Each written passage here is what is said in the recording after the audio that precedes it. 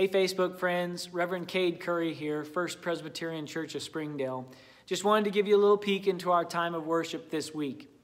This week, Sunday, November 18th, we're going to have a wonderful service of worship around the theme of Thanksgiving.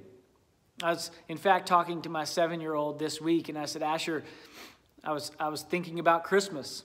And he said, Dad, we can't think about Christmas yet. It's not even Black Friday. It made me think of how quickly we have skipped over Thanksgiving, often thinking of Christmas, nowadays just thinking of Black Friday. But it is important to remember our giving of thanks.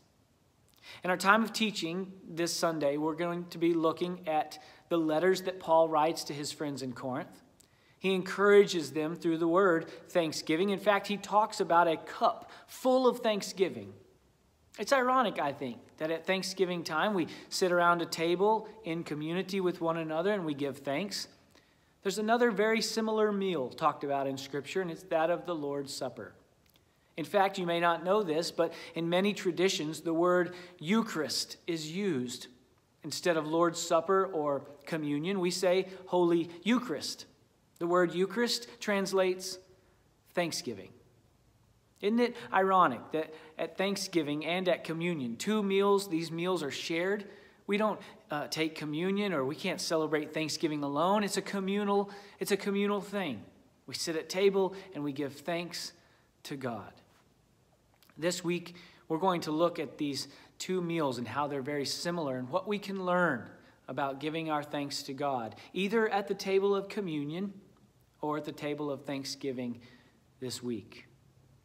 Think of these words that Paul offers to the Corinthians. He says, friends, we are hard-pressed on every side. We're not crushed, we're not perplexed, but we are in distress. And he says all of this so that grace might be reaching more and more people and thanksgiving overflowing for the grace of God. A cup full of thanksgiving, the table of communion, the table of Eucharist, the table of thanksgiving, and thanksgiving overflowing for the glory of God.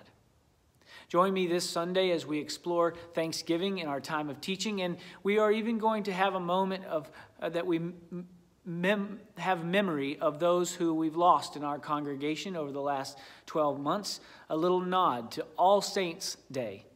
Join us in Thanksgiving, not only for our lives and the blessings of life, but of the blessings of the lives that have gone before us and the blessings of life eternal. I'll see you Sunday.